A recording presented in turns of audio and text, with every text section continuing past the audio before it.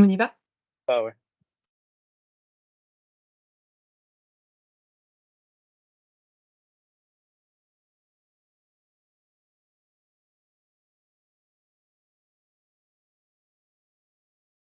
OK. Ouais, il y avait pas de bouteille.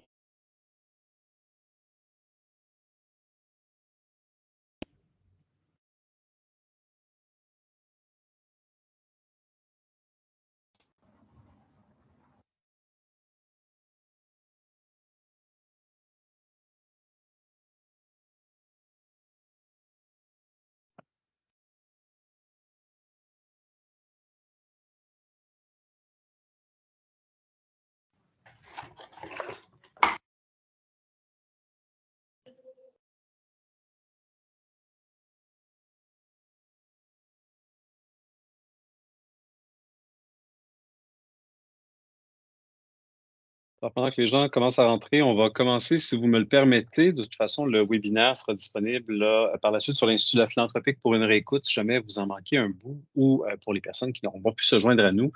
Euh, bienvenue à ce webinaire de l'indice philanthropique salarial et bien-être 2023. C'est le webinaire 1 de 2 qui porte sur la rémunération. Il y aura donc un deuxième webinaire la semaine prochaine qui portera sur le bien-être dans le secteur philanthropique. Très heureux de vous présenter les travaux de cette grande enquête-là au Québec qui a été réalisée là, pendant l'été. Alors, pour ceux et celles qui ne me connaissent pas, mon nom est Daniel Lantaigne, j'utilise le pronom elle et lui et je suis vice-président talent, stratégie et impact chez BNP Performance Philanthropique et je suis également président du conseil d'administration de l'Association des professionnels en philanthropie au Québec et bientôt sur le siège social, sur le conseil d'administration d'AFP au siège social, donc AFP Global comme vice-président du membership à compter de janvier. Merci beaucoup. Je le précise d'entrée de jeu, c'est une démarche qui est très RH, donc ma fonction de conseiller en ressources humaines agréées CRHA que vous voyez sur la présentation a été mise à profit et à la toute fin, là, je remercierai d'autres collaborateurs et nos partenaires de diffusion qui ont rendu ces résultats-là possibles, mais vraiment merci à toutes les personnes qui ont participé de près ou de loin à ce projet-là. À titre d'information, le webinaire est enregistré. Comme je l'ai dit d'introduction, il sera disponible sur l'Institut de la philanthropie de BNP Performance Philanthropique. Le webinaire, comme toutes les formations de BNP, sont accréditées par CFRE, donc Certified Fundraising Executive. Il vaudra donc un crédit que vous l'écoutez en direct ou en réécoute. Les personnes inscrites vont également recevoir une copie électronique de cette présentation-là, donc ça peut limiter votre prise de notes. Et par la suite, la présentation, elle est tirée du rapport officiel et final d'indice philanthropique salarial et bien-être 2023, qui va être disponible début novembre, et ça tout à fait gratuitement. Donc, je vous invite vraiment à suivre BNP sur les réseaux sociaux pour accéder au lien de téléchargement lorsqu'il sera disponible. Merci. Merci encore une fois de vous être prêté au jeu. Vous allez le voir dans la diapositive suivante, mais il y a 368 répondants à cette étude-là, ce qui en fait une des études les plus crédibles et plus populées qu'on a eues au Québec depuis très longtemps. Les organisations philanthropiques, vous le savez, hein, vous êtes dedans, vous jouez un rôle vital. C'était bien évident, malheureusement, malgré le rôle, malgré la mission des organisations, on est confronté à des défis qui sont complexes. La pénurie de la main-d'œuvre, évidemment, elle n'a pas épargné le secteur philanthropique. Au contraire, elle frappe durement. Donc, ça nous amène des défis qui sont complexes en matière de rémunération et de bien-être de nos talents. C'est vraiment dans ce contexte-là que BNP a souhaité lancer une étude sectorielle sur la rémunération et le bien-être propre au secteur philanthropique et propre au secteur philanthropique québécois. Une première attendue de beaucoup, et je vais vous dire de tous et de toutes. Il existe déjà des enquêtes de rémunération qui touchent tous les OBNL au Québec au sens très large, donc qui ratissent plus large que le secteur philanthropique qui a ses propres caractéristiques. Il existe également une étude de rémunération, par exemple, dans le secteur hospitalier avec AHP, de manière plus large avec l'AFP. Mais ces études-là ont malheureusement le défaut d'avoir un très, très faible taux de réponse au Québec. Donc, on a souvent de l'information qui est plus populée dans les autres provinces canadiennes, principalement l'Ontario, ce qui ne donne pas toujours un portrait réaliste de notre situation. Donc, on a vraiment voulu s'attarder au Québec, sentant qu'on avait besoin d'avoir un peu plus d'informations, qu'on avait besoin d'avoir une photo à jour aussi de la situation. Donc, avec l'indice philanthropique salarial et bien-être 2023, ben, qu'est-ce qu'on voulait faire? On voulait propulser le secteur philanthropique dans une grande réflexion sur le cadre de travail offert aux talents dans cette industrie qui est significative au Québec. L'indice philanthropique n'a pas pour objectif de donner toutes les réponses. Par contre, elle donne un son de cloche qui parfois va être extrêmement intéressant. Puis, on a une très, très belle nouvelle à vous annoncer dans les prochaines diapos, mais parfois qui vont nous inquiéter, autant dans la portion rémunération que dans la portion bien-être. Le but est de ne pas jouer à l'autruche, de vraiment prendre une photo de ce constat-là. Puis, j'espère que ça nourrira vos réflexions à l'interne, puis de manière un peu plus globale dans le secteur, pour qu'il soit toujours plus résilient, éthique et durable. On va commencer par les faits saillants. Si vous n'avez qu'une diapositive à retenir sur les 37 d'aujourd'hui, je vais vous dire que c'est celle-là. 368 répondantes et répondants, merci encore une fois. Salaire moyen chez les femmes, 76 088 $. Salaire moyen chez les hommes, 75 741 $. Si on s'arrête à ces deux éléments-là, pour la première fois dans toutes les enquêtes de rémunération qui ont été faites, les femmes font enfin, et je pense qu'on peut certainement dire enfin, en moyenne plus que les hommes.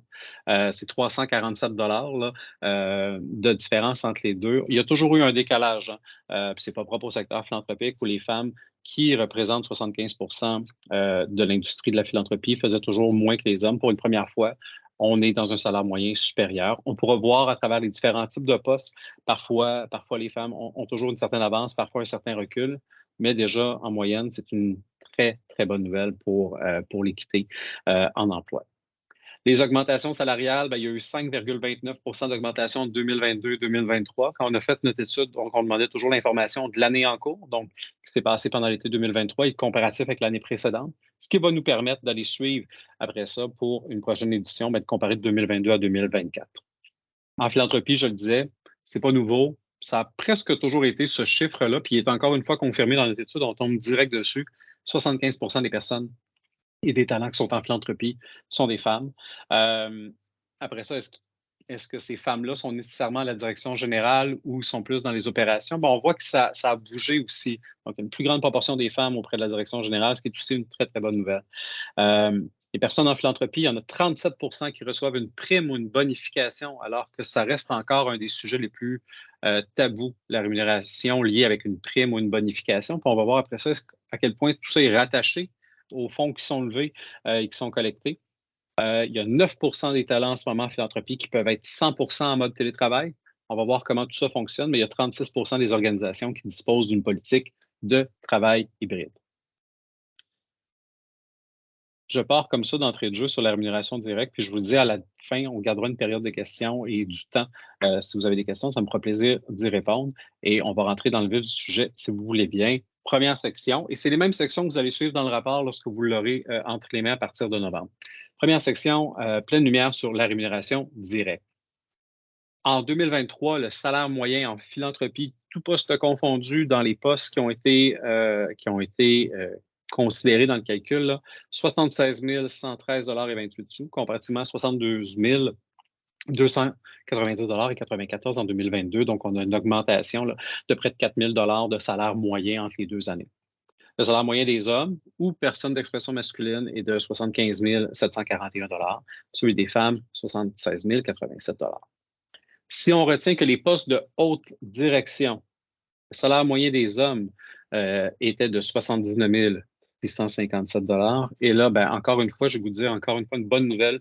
Celui des femmes, des personnes d'expression féminine, était de 83 318 Donc, notre première crainte quand on voyait le salaire moyen, c'est de se dire, ah, c'est le salaire moyen, parfait, mais est-ce que dans la haute direction, ça suit aussi? Ben, la réponse est oui, et ça suit, je vous dirais même de manière plus significative. Là, on voit que l'écart est favorable de quelques milliers de dollars aux femmes de ce côté-là. Donc, c'est une très, très belle nouvelle. Donc, c'est pour la première fois, je vous disais, dans toutes les études de rémunération en philanthropie, que le salaire des femmes, des personnes d'expression féminine, que ce soit de manière générale ou même en oscillant, que la haute direction est supérieure.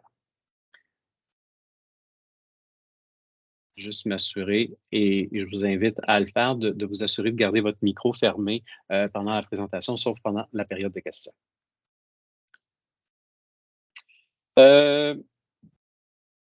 Cependant, juste avant de passer aux prochaines diapos, ben oui, il y a des bonnes nouvelles. Puis je vais vous dire, s'il y a une bonne nouvelle à retenir, c'est celle-là.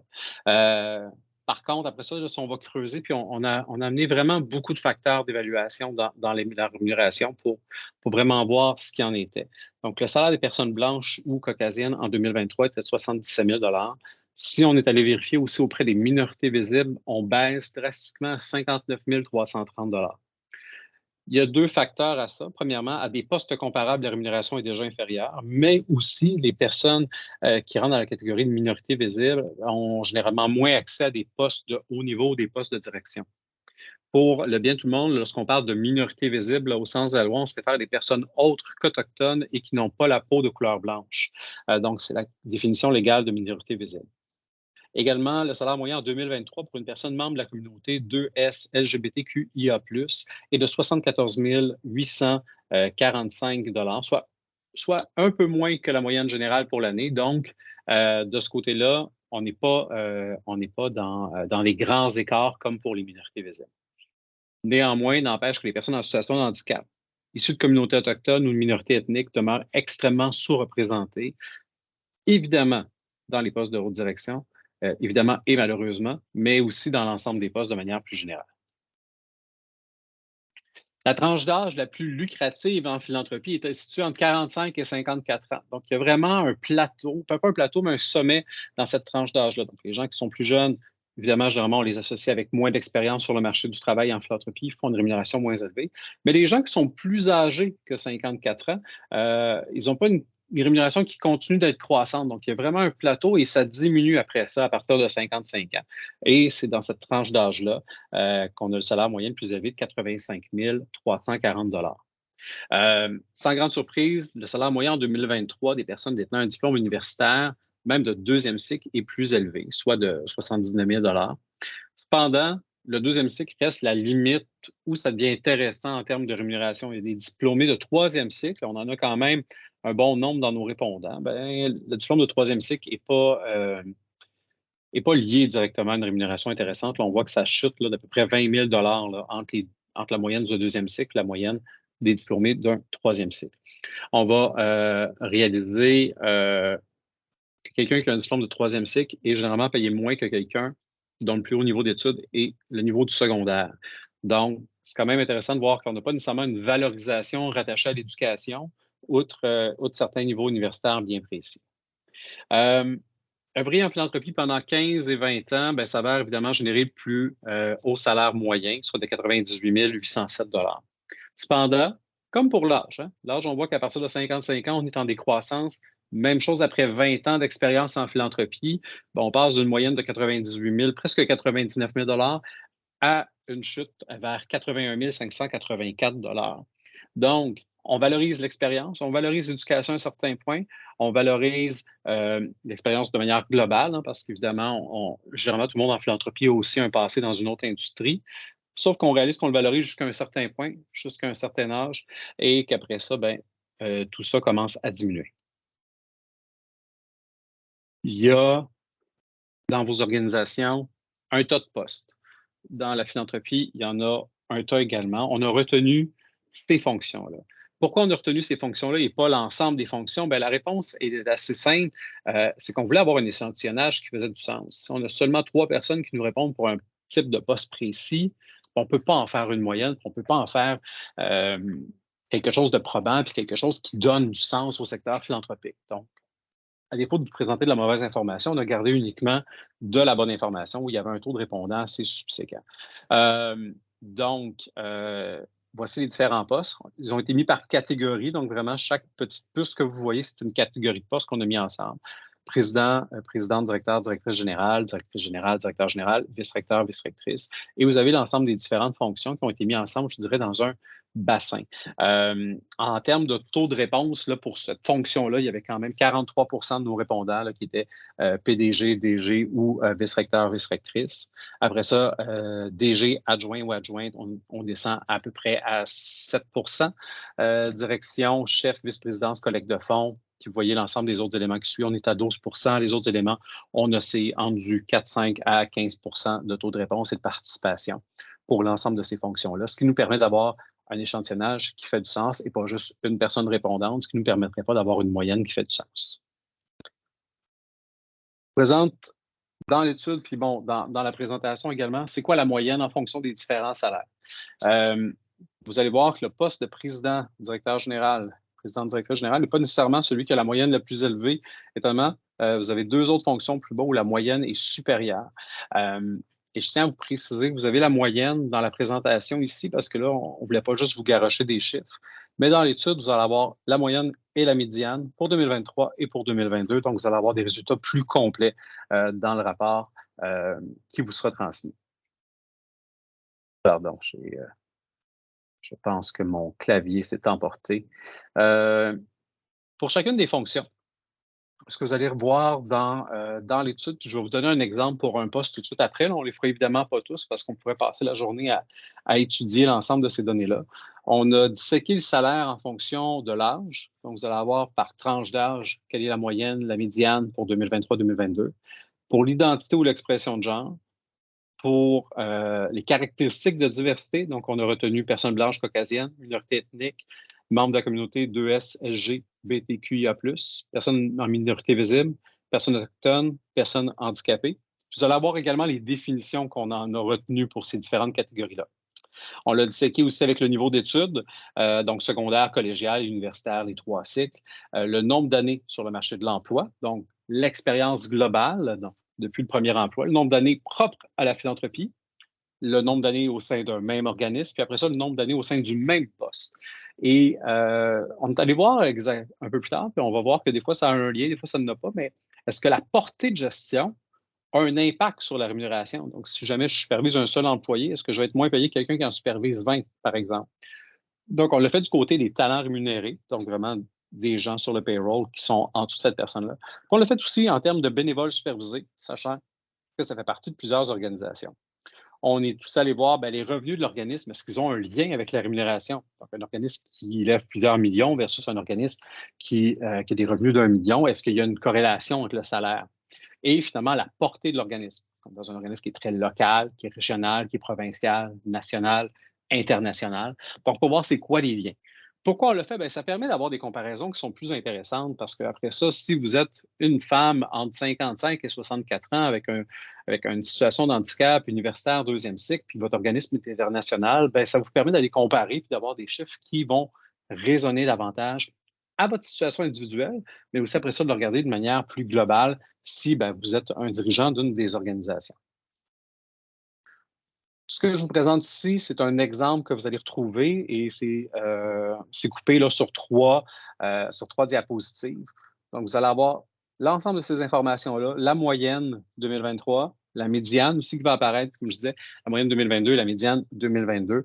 Donc, ce qui va vous permettre d'avoir chacun des éléments. Quand vous avez un élément sans objet, il y a deux raisons pour lesquelles le S.O apparaît. C'est soit qu'il y a eu zéro réponse ou qu'il y a eu très peu de réponses qui ne permet pas d'aller en chercher une moyenne. Donc, c'est à partir de ce moment-là qu'on a préféré retirer de l'information, d'avoir une information qui ne serait pas valable puis comparable en fonction de la qualité de l'échantillonnage. Comme vous voyez, il y a des éléments qui apparaissent.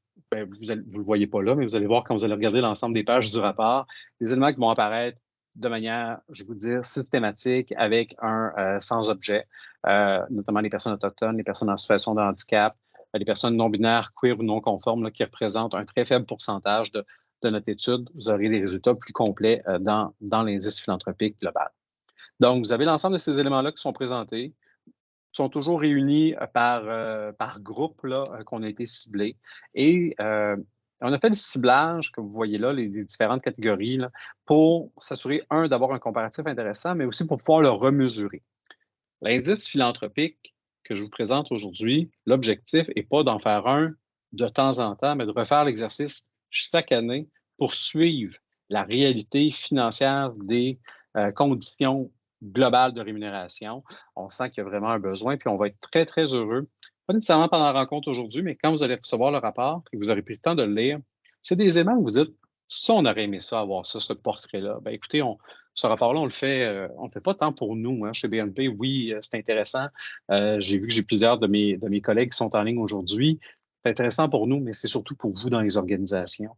On a fait ça pour vous donner un outil de réflexion, Oui, pour les candidats. Fait que ça se peut que qu'il y ait des DG qui vont se faire demander une rencontre, là. Je m'excuse d'avance. Mais on l'a fait beaucoup pour les directions. Beaucoup aussi peut-être pour ramener à votre conseil d'administration qui n'a peut-être pas toujours une vue sur la réalité. Ben, ça représente quoi, la rémunération dans les organisations philanthropiques.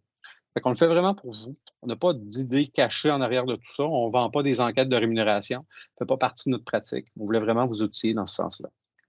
Et finalement, ben, ça, c'est la dernière portion que vous allez avoir. Fait que vraiment, vous allez avoir ce tableau-là pour chacune des fonctions qui ont été retenues. Et vous allez avoir aussi ben, quelques éléments clés si jamais vous n'êtes pas une personne qui aime tant que ça, là, vous promener les yeux dans un tableau. Donc, quand on pense au poste de PDG, DG ou vice-recteur, vice-rectrice, le salaire moyen le plus élevé pour les gens âgés de 45 à 54 ans, ce qui revient dans différents types de postes. Dans ces postes-là, les hommes continuent d'avoir un plus haut salaire moyen que les femmes, donc 4 186 quand on disait que dans les postes de haute direction, les femmes faisaient plus d'argent, c'est qu'on incluait aussi les autres fonctions de haute direction et on se souvient que le salaire de DG n'était pas nécessairement le plus payé en moyenne. Donc, c'est pour ça que dans ce cas-ci, oui, les hommes ont un plus haut salaire dans le poste type de DG ou de PDG. Les personnes issues de la diversité ne sont pas représentées dans les sphères décisionnelles. Les personnes issues des communautés 2S, LGBTQIA+, gagnent un salaire largement inférieur aux personnes blanches ou caucasiennes. Niveau de scolarisation n'a pas d'influence directe sur le salaire. Le salaire moyen, d'ailleurs, plus élevé pour ce poste-là, ce qui est intéressant, pour des gens qui ont complété le secondaire comme étant le niveau le plus élevé d'études. L'expérience en philanthropie jusqu'à une limite de 20 ans continue de payer dans le secteur et il n'existe pas de lien direct entre la portée de gestion, le nombre de talents sous la charge et la rémunération. Donc, vous allez avoir ces informations-là pour chacun des postes. Maintenant, pleine lumière sur le cadre du travail. On a voulu savoir, ben, ça représente quoi le travail au quotidien ou à la semaine? Donc, on va d'ailleurs parler du temps plein pour les gens qui travaillent en philanthropie. Dans 84 des cas, le travail à temps plein demeure la norme au sein du secteur philanthropique. Donc, il y a à peu près 16 des gens qui travaillent à temps partiel. C'est un bon indicateur de santé parce que plus un secteur donne que des emplois à temps partiel, plus ce qu'on va appeler des emplois de nature précaire, ben, c'est-à-dire des emplois ben, qui ne peuvent même pas payer le loyer, donc ils vont demander d'accumuler plusieurs emplois, des emplois qui viennent parfois avec moins d'avantages sociaux. Hein. Souvent, nos postes à temps partiel ne sont pas admissibles, par exemple, à un régime d'assurance. Et donc, c'est un bon indicateur de savoir que 84 des postes en philanthropie sont à temps plein. Il y a à peine 10 des talents qui œuvrent à temps partiel. Pourquoi il y a un écart entre le 84 et le 10 ben, il y en a qui travaillent à contrat, donc il y en a qui ne sont pas nécessairement sur un nombre d'heures fixe, mais aussi, encore une fois, très, très bon indicateur de savoir que ben, c'est déjà pas 16 on n'est qu'à 10 en temps partiel. Et donc, c'est un secteur qui se porte bien de manière globale dans ces conditions qui sont offertes. La notion du temps plein. Le temps plein chez vous n'est peut-être pas le même temps plein chez nous. Certains endroits ont à 35 heures, d'autres à 37,5, d'autres à 40 heures. La plus forte proportion des gens travaillent en moyenne. Bien, théoriquement, et ça, c'est important de le préciser, dans les contrats de travail, dans la lettre d'embauche, près de 70 des gens ont une semaine qui est prévue de 35 heures par semaine, donc 7 heures par jour, 5 heures, 5 journées par semaine. Par contre, dans la réalité, on va voir que bien que la majeure partie des gens contractuellement soient 35 heures, ben, la moyenne du temps travaillé pour les gens qui sont à temps plein est de 40,10 heures par semaine. Donc, ceux qui sont à 35 heures font généralement un 5 heures de temps supplémentaire. Ce n'est pas nécessairement un temps supplémentaire qui doit être majoré, hein, parce que la majoration commence uniquement à partir du 40 heures.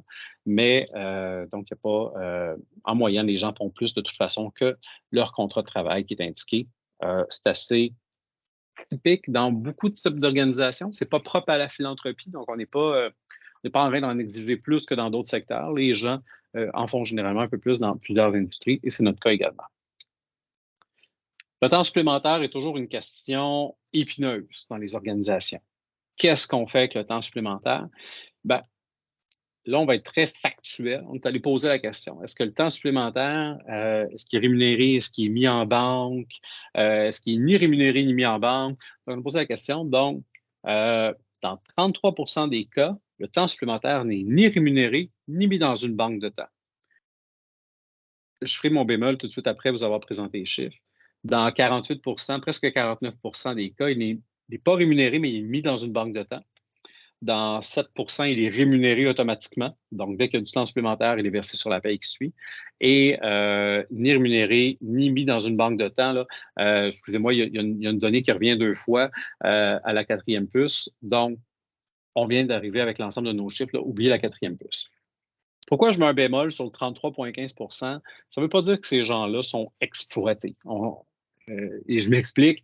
Il y a beaucoup de postes de direction dans les répondants. Vous l'avez vu. Je parlais du poste de PDG là, qui était peut-être 43 de notre échantillonnage à certains égards. Ben, dans un poste de direction, il est convenu qu'on est payé à l'année et non pas à la semaine et non pas à l'heure. Donc, dans ce cas-là, il est prévu que c'est normal qu'on fasse du temps supplémentaire et ce temps-là, ben, fait partie du contrat de travail où c'est attendu. Et donc, on n'est pas dans une rémunération à l'heure où on calcule chacune des heures. Donc, il y a une bonne partie de la réponse qui se trouve là, mais il y a aussi possiblement des employés qui, eux, sont payés à la semaine et il y a une rémunération qui n'est ni payée ni mise dans une banque de temps. Chaque organisation est maître de ses normes. Ce qu'il faut retenir, par contre, la loi, là, les articles 51 et 55, le calcul du temps supplémentaire commence à 40 heures. Donc, si chez vous, votre semaine est de 35 heures, le temps supplémentaire, ce que ça veut dire, c'est qu'après 35 heures, oui, vous êtes en temps supplémentaire, mais il vient juste être majoré une fois qu'on atteint le seuil de 40 heures. Donc, disons que j'ai fait 42 heures cette semaine, 35 heures payées, qui est mon 35 heures normal. L'autre 5 heures pour se rendre à 40 heures est payé au taux normal. Et après ça, le 2 heures de plus, lui, va être majoré. Donc, c'est l'information que nous indique l'article 51, puis également l'article 55 là, pour le 55 du salaire habituel. Ce qu'on réalise, par contre, là, pour avoir fait quelques mandats en ressources humaines, c'est que souvent, on oublie de majorer quand on va le mettre dans la banque de temps, pour ceux qui ont une banque de temps. C'est important de savoir que si la personne dans votre semaine a travaillé 45 heures, il y a un 5 heures qui devrait être majoré à 7,5 heures lorsqu'il est mis dans la banque de temps. Donc, on ne reprend pas 1 heure pour 1 heure, on devrait reprendre la même chose que si on l'avait payé de façon majorée. Donc, ça, c'est important à regarder ce que vous avez dans vos normes et dans soit votre guide RH que vous avez au sein de votre organisation. La bonification est un élément qui n'est pas souvent discuté entre organisations. Hein. Si vous vous rencontrez là, dans les événements, vous allez pouvoir parler sûrement de bien des éventualités puis bien des situations dans votre organisation. Bien rare que les gens vont parler de leur prime ou de leur bonification. Il y en a 37 qui en reçoivent en ce moment. Vous allez voir là, dans l'indice, ça va être encore plus morcelé. Et c'est correct, je vous le dis, là, c'est correct d'avoir une bonification puis une prime dans le secteur philanthropique. C'est pas interdit, c'est pas passible de poursuite ou d'aller directement en enfer. C'est correct d'avoir une bonification. Là où ça vient chicoter un peu plus, c'est quand la bonification qui est versée est liée directement au don amassé. Et c'est encore le cas dans 10 des cas, en partie ou en totalité. Là. En partie, c'est une chose, en totalité, c'est un peu plus inquiétant. Pourquoi? Ben, là, vous avez 2 articles du Code de déontologie de l'AFP qui sont là. L'objectif derrière ces articles-là du Code de déontologie, c'est qu'on a vu, évidemment pas au Québec, pas dans vos organisations parce que vous êtes toutes des personnes extraordinaires, mais ce qu'on a vu, c'est que si on a un objectif de vente, pas un objectif de vente, mais sinon un objectif de bonification qui est lié à ce qu'on a réussi à aller chercher comme fonds, bien clairement, ça se peut qu'on soit moins éthique, qu'on soit moins dans la notion du don volontaire. Hein. Ça se peut qu'on mette un petit peu plus de pression sur notre donateur. Ça se peut qu'on lui parle plus de certains, d'une fausse urgence, puis de l'importance de donner plus maintenant, puis de faire, c'est pas important de don planifié, donne un gros don immédiatement, tout de suite. Donc, on commence à peut être dans une relation qui soit complètement saine. Et c'est ça que ça vient empêcher, ou en tout cas, ça tente d'empêcher à travers ces 2 articles-là du Code de déontologie, c'est que l'appât du gain soit contrôlé d'une certaine façon et que oui, bien évidemment, on a tous des objectifs financiers et des objectifs de collecte de fonds dans une organisation. On veut tous les atteindre, mais il y a moyen de les atteindre par des bons moyens. Puis, sachant que ce n'est pas rattaché à notre rémunération, bien, peut-être qu'on va être dans un cadre, disons, qui est plus éthique. Donc, c'est ce que ça vient préciser de ce côté-là. Mais ça va être intéressant de suivre l'évolution de la bonification rattachée directement aux fonds qui ont été amassés.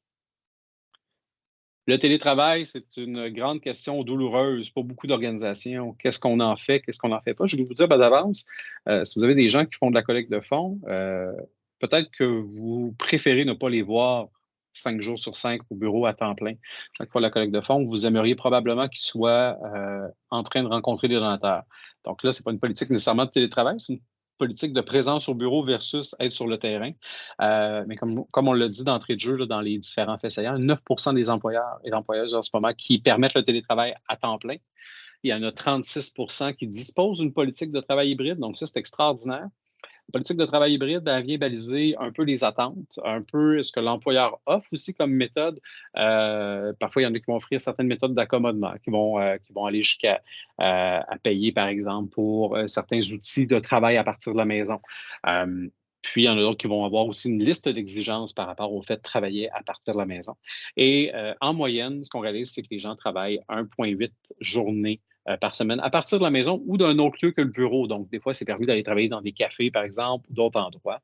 Donc, la moyenne est à 1,8 jours. Ceux qui ont une politique de travail hybride qui viennent préciser le nombre de jours à travailler, par exemple, la politique dirait, bien, on veut que vous soyez minimalement 2 jours au bureau. Ce qu'on a réalisé, puis on l'a questionné, bien, les employés sentent qu'il y a un petit peu de pression aussi de la part d'employeurs d'en faire un peu plus que le minimum demandé, même si la politique, elle est bien claire. Donc, petit conseil à tout le monde, si vous mettez une politique en place, c'est une mesure extraordinaire, mais deux, assurez-vous de mettre dans la politique ce que vous souhaitez vraiment et d'encourager ce qu'il y a dans la politique pour envoyer un message qui est clair à tout le monde. Du côté des congés, il y a 22 jours de congés annuels, 22 journées de congés annuels, pardon, en moyenne qui sont offertes aux talents. Donc, il y a les congés de base qui sont prévus par la loi, donc la loi qui touche les normes du travail, la loi sur la fête nationale du Québec, là, notamment. Donc, ces journées-là sont incluses là-dedans, puis les employeurs vont généralement les bonifier. À titre d'exemple, la loi prévoit qu'on doit offrir soit le vendredi saint ou le lundi de Pâques. La plupart des employeurs vont aller jusqu'à offrir les deux dans la plupart des cas. C'est ce qu'on va voir. Il y a certains employeurs qui offrent même de manière volontaire des congés qui ne sont pas prévus par la loi. Et évidemment, ce qu'on voit, c'est que souvent des organisations qui soit sont en lien avec ces réalités-là ou tout simplement souhaitent envoyer un message fort à leurs talents et à leur équipe.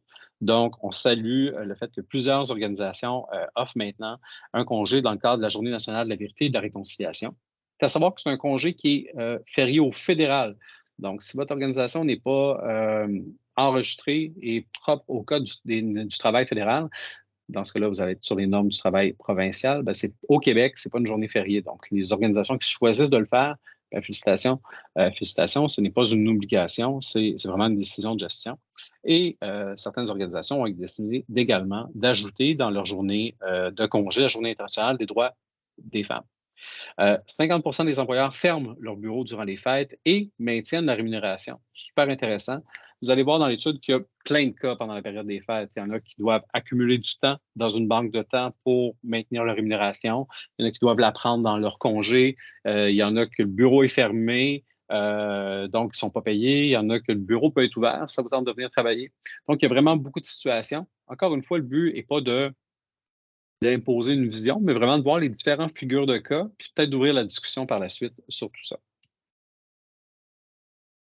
La rémunération indirecte fait partie prenante de la rémunération globale parce qu'elle touche beaucoup de sphères de la vie et de plus en plus, vous allez voir à quel point c'est demandé et c'est, je dirais même, creusé en termes de rémunération indirecte.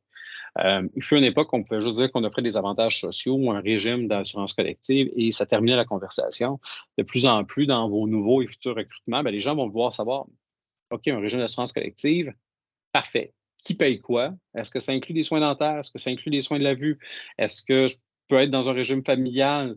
Donc, c'est plein d'éléments qui sont de plus en plus creusés et je vais vous dire, ça fait juste partie de la discussion. Ce n'est pas effronté de la part des candidats de poser la question, ça fait maintenant partie des conversations. Donc, près de 75 des organisations offrent des congés de maladie.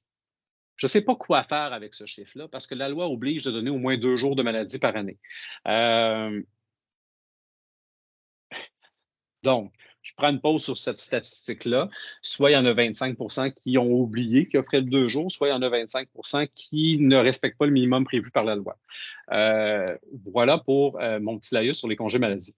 Il y a 60 des organisations qui offrent un régime d'assurance collective. Ça, c'est extraordinaire. Puis on comprend que c'est une grande charge financière. Fait que je ne peux pas arriver avec un éditorial sur les 40 qui n'en offrent pas. Il y en a que ça ne vaut pas la peine en termes puis il y en a qui ne seraient même pas éligibles ou ça serait très difficile à assurer parce que des fois, il y a un employé dans l'organisation, là. On navigue avec toute taille. Puis il y en a qui en ont plus que ça, mais qui soit n'ont pas trouvé un bassin, il n'y a pas nécessairement de demande. Des fois, c'est en fonction des gens qui sont là, hein. On prend le pouls et on réalise qu'à peu près tout le monde est assuré sur un régime d'un conjoint, d'une conjointe. Fait qu'on on en ressent moins le besoin. Puis évidemment, ben, ça vient avec une charge salariale qui est importante. Il y aura des belles nouvelles dans le secteur philanthropique là, dans les prochaines semaines et mois pour les associations, ben pas les associations, pardon, les fondations qui veulent obtenir un régime d'assurance collective. 54 des organisations offrent un régime de retraite. Toujours une question de taille, encore une fois, mais il y a beaucoup de véhicules de retraite qui s'offrent. Là. On pense même au régime simplifié, régime volontaire. On n'est plus nécessairement dans les grands fonds de pension à prestations ou à cotisation déterminée. Là. Il y a des véhicules beaucoup plus, je dirais, flexibles, agiles et beaucoup moins coûteux qui sont disponibles. Belle nouvelle, 42 des organisations remboursent en partie ou en totalité des frais d'adhésion à des associations ou des cotisations professionnelles. Ça, c'est une très, très belle nouvelle qui est bonne pour le développement professionnel de notre secteur. Vous allez voir dans l'étude, là, j'en fais une mention, mais autant on a besoin de gens comme jamais en philanthropie, autant les valves, on dirait, pour rentrer des gens en philanthropie se referment un peu. Vous savez, il y a pas très longtemps, la PGP a fermé ses portes. Sensio a mis fin à ses opérations aujourd'hui. Sensio, ben pas aujourd'hui, mais cette année. Sensio, qui est anciennement la FESAC. Le certificat en gestion philanthropique a été fermé, qui a été converti en micro-programme de premier cycle en financement des OBNL. Il n'y aura probablement pas de DESS en philanthropie d'ici les prochaines années non plus. Donc, au secteur philanthropique, on a besoin de gens, mais on n'a comme plus grand-chose pour les former. Donc, de savoir qu'il y a des organisations qui investissent dans la formation et le développement professionnel, moi, je trouve ça extraordinaire. Si on revient au régime d'assurance collective, ben, ces assurances-là, ils comprennent quoi? L'assurance soins de santé, soins médicaux dans 98 des cas. Selon moi, on est peut-être plus dans le 100 des cas. Ça serait rare qu'on ait un régime d'assurance collective qui ne comprend pas des soins de santé. Ça serait quand même bizarre d'avoir un régime d'assurance collective qui tombe directement, je ne sais pas, dans les soins dentaires. L'invalidité courte durée dans 30 des cas. Donc, il y en a plusieurs qui s'y tombent, pas un meilleur mot que ça, là, mais s'ils sont en situation d'être en invalidité courte ou longue durée, ben, vont devoir, dans ce cas-ci, là, se tourner vers Service Canada. Donc, le guichet d'assurance emploi, dans le fond, pour avoir une prestation à ce moment-là. Ce n'est pas tout le monde qui peut le capter à travers son régime d'assurance collective. Les soins dentaires dans 32, presque 33 des cas. Soins de la vue dans 28 à peu près des cas. Il faut savoir que les soins dentaires, soins de la vue, c'est toujours des modules complémentaires dans les régimes d'assurance collective. Des régimes qui sont très coûteux également. Surtout un régime de soins dentaires dans un module familial, donc où c'est pas juste l'employé qui est assuré. Et s'il y a des enfants, on comprend qu'il y a souvent des couvertures pour les enfants, notamment en orthodontie, donc ça augmente très, très vite les frais d'assurance. Donc, c'est pour ça que ce n'est pas offert de manière si large que ça. Du côté des régimes de retraite, bien, le REER collectif demeure le véhicule de retraite le plus offert par les organisations et ces dernières versent environ entre 2 et 7 de contribution égale à celle de l'employé. Donc, si l'employé verse un 2 de son salaire, l'employeur va aller verser un montant équivalent en pourcentage entre 2 et 7 Notre étude, elle porte sur le secteur philanthropique. Donc, évidemment, il y a une petite lumière sur la collecte de fonds. On voulait savoir, qui fait quoi exactement dans les organisations, tant qu'à poser des questions, aussi bien en rajouter deux, trois sur le lot. Pour ceux qui ont participé à l'étude, vous vous en souvenez peut-être, là, mais il y avait quand même beaucoup de questions. Je vais vous dire, il va y en avoir autant l'an prochain. Certaines vont être enlevées parce qu'on a réalisé que les résultats ne donnaient pas grand-chose comme information. Puis, on a aussi déjà des pistes pour des questions supplémentaires. En termes de se concentrer à la collecte de fonds, il n'y a que 10 des gens qui se consacrent à 100 Qu'est-ce que ça veut dire? Ça veut dire que le toute autre tâche connexe ou toute autre tâche, là, disons, on prend un poste de direction générale, la direction générale elle a bien des affaires à faire en plus de faire de la collecte de fonds, si jamais elle en fait. Donc, la gestion, les relations avec le conseil d'administration, les RH, tous ces éléments-là font en sorte que, au final, peut-être qu'on ne réussit pas à mettre autant de temps qu'on souhaiterait sur la collecte de fonds. Lorsque les gens réussissent à avoir du temps pour faire de la collecte de fonds, ben, qu'est-ce qu'ils font? Ben, les efforts qui sont le plus déployés, ce sont encore, je ne vous dis pas étonnamment, mais surprenamment. Il faut dire qu'on semble s'être vite rétabli de la pandémie où il y a beaucoup de choses qui se font en virtuel, mais les événements restent encore un des éléments qui revient beaucoup. Là, vous avez des pourcentages qui ne s'additionnent pas, hein. Les personnes peuvent faire et des événements et de la rédaction et de la campagne annuelle, là. Donc, c'est les événements qui reviennent le plus souvent. Après ça, la rédaction de sollicitations, demande de subvention, ce qu'on appelle souvent en anglais du grant writing. Donc, ça revient beaucoup. La campagne annuelle occupe une grande place également.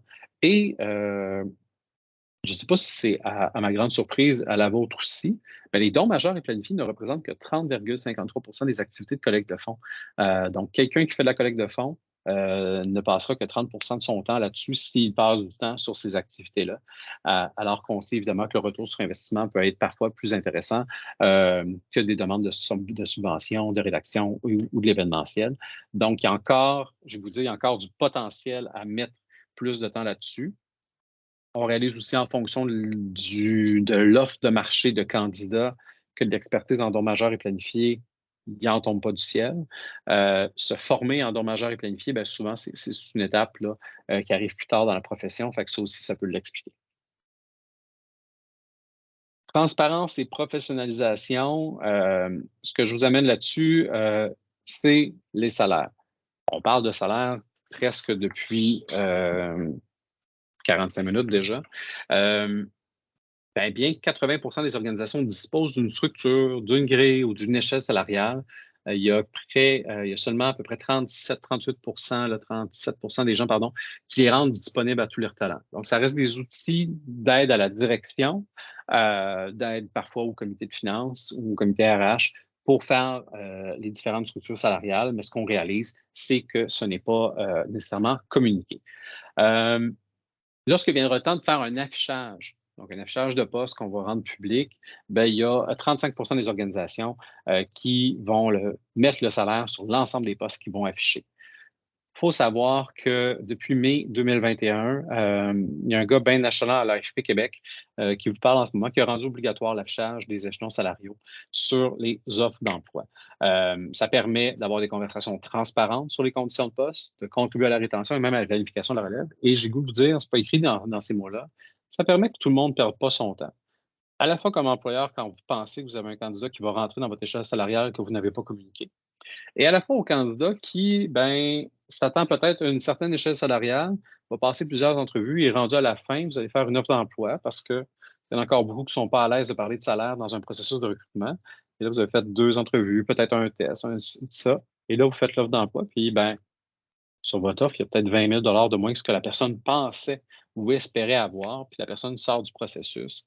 Ben, malheureusement, ça vous a coûté beaucoup de temps et d'énergie et vous en avez fait pas beaucoup aussi au candidat. Donc, cette notion-là permet tout ce qui est écrit, la conversation transparente, là, tout ça, c'est beau, c'est louable, mais il y a la perte de temps.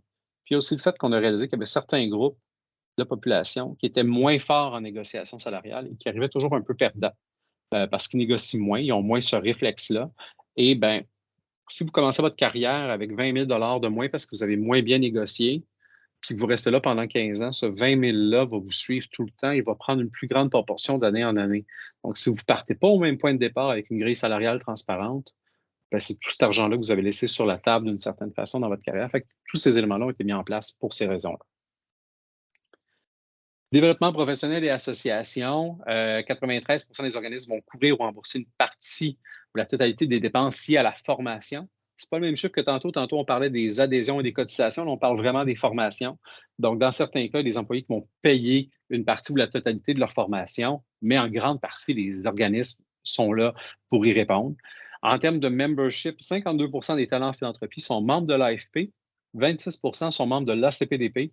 Pour ceux qui sont moins familiers, là, donc AFP pour Association of Fundraising Professionals, donc l'Association des professionnels en philanthropie.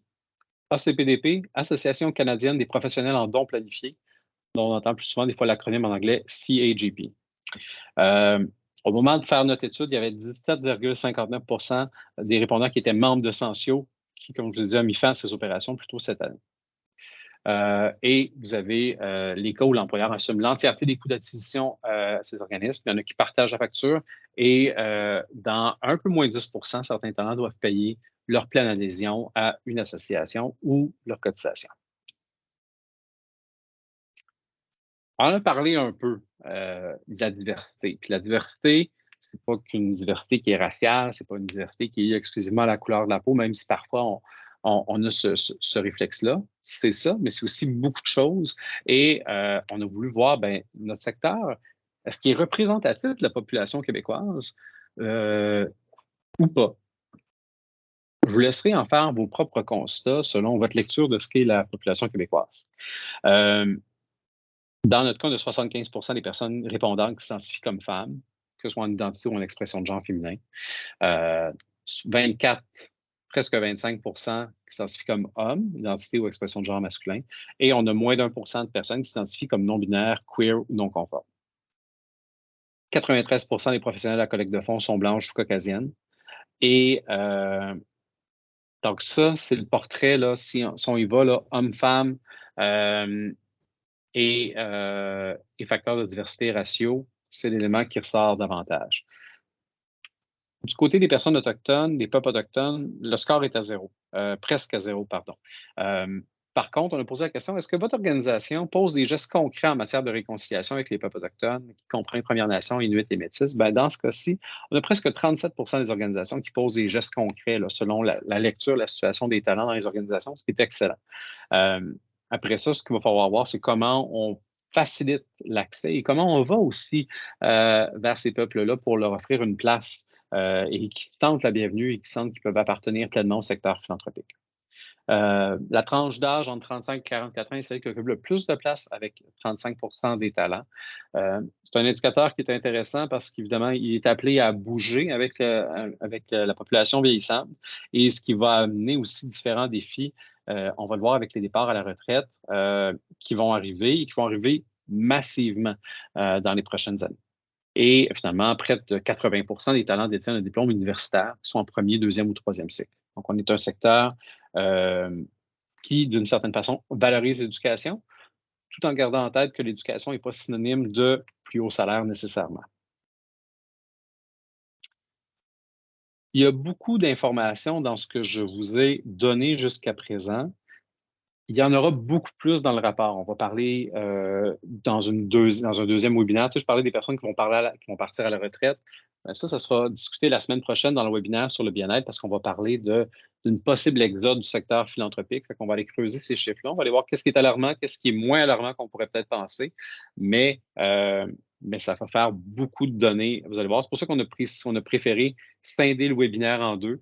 Donc, vraiment, un où on rentre dans les chiffres et un autre où on va parler, entre autres, de santé mentale, de situations de harcèlement psychologique et sexuel au travail et également d'exode du secteur philanthropique. Avant d'ouvrir la porte aux différentes questions dans le temps qui nous reste, je m'en voudrais de ne pas remercier, premièrement, les 368 personnes qui ont répondu à notre enquête de rémunération, mais également tous ces partenaires-là qui nous ont permis de diffuser cette étude-là dans leurs différents réseaux, donc l'AFP, la CPDP, le Philab, la Fondation Germain Bombardier, Imagine Canada, la Fondation du Grand Montréal, Philanthropie Laurentide, donc la Fondation communautaire dans les Laurentides, et également les différents centraides, Québec, Chaudière-Appalaches, Outaouais, et le regroupement des centraides des régions centre-ouest du Québec. Il y a le webinaire d'aujourd'hui, il y a le rapport, il y a également d'autres ressources qui sont mises à votre disposition. Vous trouverez sur notre site, sur BNP, l'indice philanthropique, qui est notre balado dans lequel on a parlé déjà de rémunération, puis on va en reparler où on parle de différents sujets super intéressants et pertinents. Donc, vous allez pouvoir retrouver sur notre site web et sur Apple Podcasts. On a différents outils qu'on met en place. Les outils sont souvent très, très simples, comme prendre sa carrière en main et également un gabarit de plan de carrière, parce qu'on réalise que dans les organisations, on n'a pas toujours le temps et la capacité de développer un plan de carrière interne pour nos talents, pour en a mieux en place pour que la personne puisse elle-même, je vous dirais, être autonome dans la suite de sa carrière. Je vous invite évidemment à ne pas manquer le second webinaire qui portera sur le bien-être. J'ai déjà parlé des différents sujets qu'on va aborder. Donc, pour vous inscrire, il y avait déjà le lien dans la section de clavardage de Teams. Vous avez le lien là et vous avez aussi le code QR pour y accéder si vous le souhaitez. BNP Performance Philanthropique, bien, comme je vous disais, nous, ça nous tenait à cœur de faire cette étude-là, de vous rendre cette information disponible-là. Vous savez, quand on est une firme en consultation, les gens perçoivent toujours qu'on a un agenda caché, puis que tout ce qu'on veut faire, c'est aller chercher plus de clients. Ben oui, ça se peut. Je ne cacherai pas, oui. On veut toujours évidemment faire de la business. C'est bien évident, là. Je ne dirais pas le contraire, mais ce projet-là, très particulièrement, me tenait à cœur. Je remercie beaucoup Christian Bolduc là, de m'avoir suivi là-dedans parce que ce n'est pas un projet sur lequel on est en développement des affaires. C'est un projet qu'on voulait vraiment outiller le secteur, puis on voulait vous faire, je vais vous dire, un certain cadeau, puis d'amener une certaine réflexion. Mais on est là pour tout autre besoin et ça nous fera plaisir de discuter avec vous. Si vous avez des questions, entre autres, sur ce qu'on vient de discuter aujourd'hui, puis qu'on n'a pas le temps de répondre dans cette période-là, je vous invite vraiment à soit scanner le QR code ou vous voyez le lien, puis vous l'aurez dans la présentation qu'on va vous envoyer si vous voulez qu'on se planifie une rencontre pour en discuter. C'est une rencontre, évidemment, bien exploratoire pour répondre à vos questions. Ça va me faire plaisir de me rendre disponible. Avant de compléter, j'aimerais également remercier pardon, particulièrement mes collègues Marie Arroux, Glenn Massad et Andrea, qui ont collaboré grandement à cette présentation-là et le rapport qui sera disponible dans les prochaines semaines. Donc, merci particulièrement à ces collègues-là. Et voilà pour la fin de notre présentation d'aujourd'hui sur le volet, de rémunération. Je tente de fermer facilement mon écran et de vous retrouver. Et je ne sais pas s'il y a eu plein de choses en clavardage pendant que je parlais, à part des bip bip de notification des gens qui rentrent. Moi aussi, je les ai eu à tout bout de champ dans mes oreilles. Je vous confirme que ça n'a pas été un plaisir, mais voilà, je suis disponible si vous avez des questions. Puis sinon, ben, vous êtes libérés. Puis comme je vous dis, ce webinaire-là va être enregistré, il va être disponible évidemment gratuitement après ça sur notre site.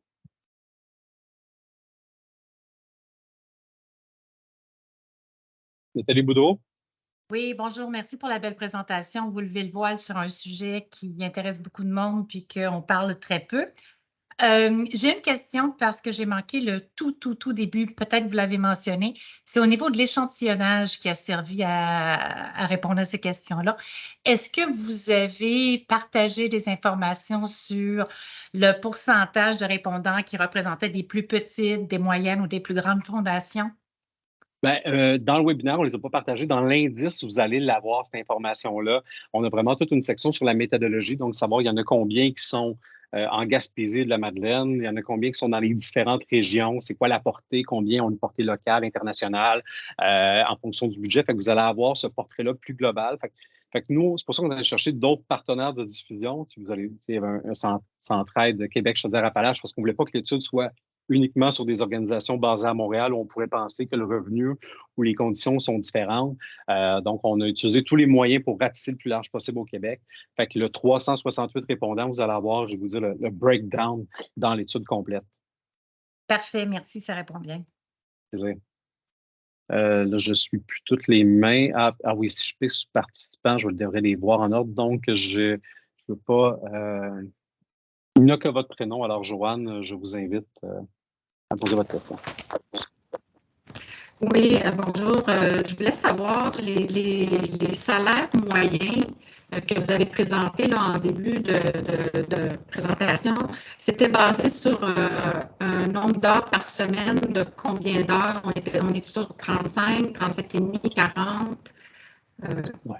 Ben, c'est une très bonne question. Le salaire moyen, on l'a vraiment présenté en fonction de tous les salaires qui sont rentrés et la moyenne des personnes travaillent en moyenne 40,10 heures par semaine. Fait que le salaire moyen est aussi attaché à une moyenne de 40 heures semaine, sachant qu'il va y avoir des personnes qui vont avoir travaillé peut-être là-dedans 30 heures semaine, puis d'autres vont avoir travaillé 60 heures semaine. Mais donc, on est sur le salaire total gagné dans l'année, basé sur une moyenne de 40,10 heures. Merci. Est-ce qu'il y avait d'autres questions? Merci pour les différents commentaires. Merci, Suzanne. J'ai vu ton petit mot. Yann Delille, j'ai vu une petite main jaune se lever. Oui, bonjour. J'ai peut-être manqué l'information, mais est-ce que les salaires ont été aussi analysés par rapport aux différents secteurs philanthropiques, dans le sens plus pour la santé, plus pour les enfants, l'éducation, peu importe? Une excellente question. On a posé la question dans l'étude. Donc, on a vraiment réussi à savoir, bien, il y en avait combien qui étaient protection des animaux, combien étaient dans tel domaine. Malheureusement, ça ne nous permettait pas d'aller chercher un échantillonnage assez élevé pour en arriver avec une moyenne pour chacun de ces secteurs-là. On avait à peu près, là, je pense, dans les réponses, peut-être une trentaine de secteurs qui apparaissaient. Puis même si on essayait de faire des regroupements, ça devenait tellement morcelé que des fois, de faire une moyenne avec juste 3 salaires, on trouvait que ça n'amenait pas beaucoup de valeur parce que le taux de réponse n'était pas suffisant à notre égard pour en faire une portée. Donc, je vais vous dire, pour moi, ça fait partie. J'ai comme une liste de souhaits là, pour l'an prochain. Bien évidemment, d'aller chercher encore plus de répondants, même si déjà à date, c'est extraordinaire. Des fois, on a eu plus de répondants dans cette étude-là que des études nationales à travers tout le pays, là, à bien des égards, mais d'aller chercher un peu plus de réponses. Je vais juste arrêter, je pense que mon partage d'écran. Mais on va juste aller chercher plus de réponses pour revenir avec ce tableau-là qui était souhaité, anticipé, prévu, mais malheureusement, ne donnait pas des données assez intéressantes pour vous les présenter. L'échantillonnage était trop faible par chacun de ces critères-là. Merci beaucoup. Voilà. Alors, si jamais il y a une dernière question, je vais la prendre. Sinon, ben, vous serez libéré pour le reste de votre journée qui doit être bien occupée. En tout cas, je sais qu'ils sont occupés. J'ai vu le nombre d'heures que vous travaillez. Alors, pour moi, ça n'a plus de surprise, mais je tiens à vous remercier. Si vous avez des questions qui vous arrivent demain matin en prenant votre douche là, ou à un autre moment, n'hésitez pas à communiquer avec moi. Ça me fera plaisir. Et sinon, ben, au plaisir de vous retrouver quelques-uns et peut-être tous d'entre vous la semaine prochaine. Merci, bonne journée. Merci beaucoup, Daniel. Merci, bonne journée. Merci beaucoup. Merci. Merci, Daniel.